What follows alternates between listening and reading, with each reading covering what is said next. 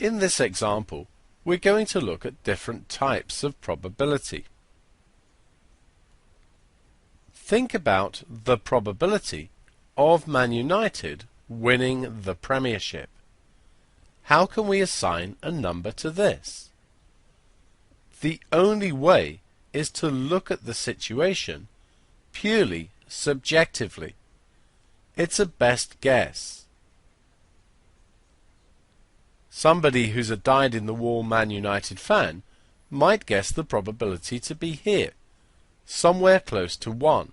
In other words, this person would believe that Man United are very likely to win the Premiership. On the other hand, a Chelsea fan might well go for a probability more like this, thinking that Man United have very little chance of winning the Premiership.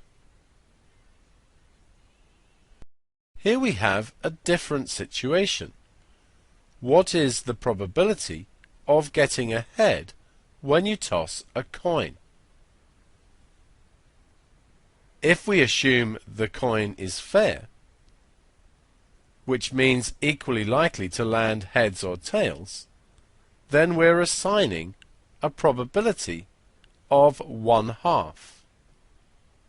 This is known as a theoretical probability, because we've assigned a probability to the event. Most probabilities you come across when you're studying will be theoretical probabilities. There is a third situation. What is the probability of getting a red Smartie if you choose one from a packet at random? Here we don't know directly, but what we can do is perform an experiment. The experiment would involve buying lots of packets of Smarties and counting how many red ones we get.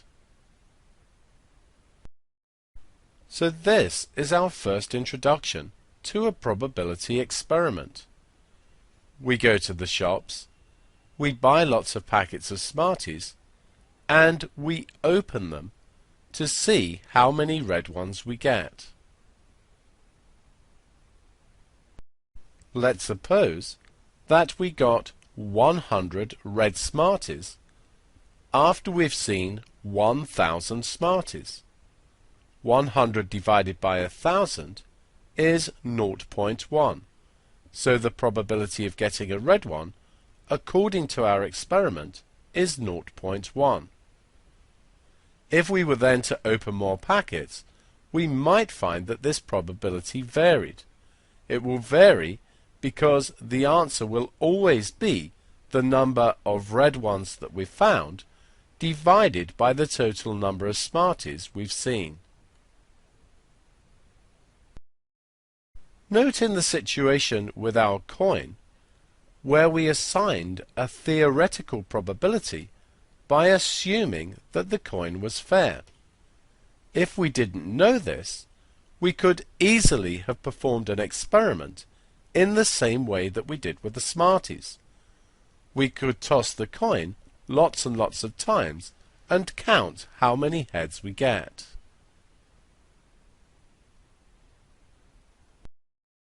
However, this same technique is impossible for deciding how likely it is for Manchester United to win the Premiership. We can't play the Premiership many times in the same year under the same conditions with the same players. That's why assigning a probability here is purely subjective. It's just somebody's guess.